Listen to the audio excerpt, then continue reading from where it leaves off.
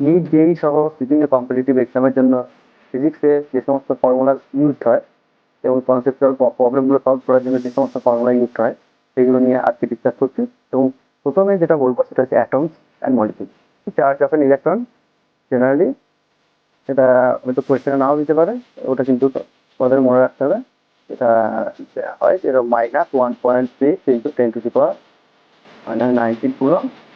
আচ্ছা, এবং মাস of an electron হচ্ছে 9.11 ইন্টু 10⁻31।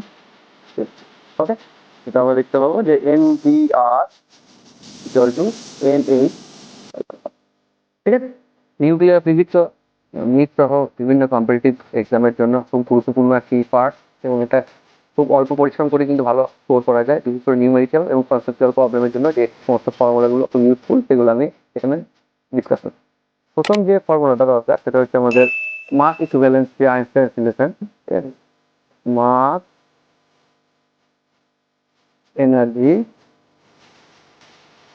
ইকুইভ্যালেন্স।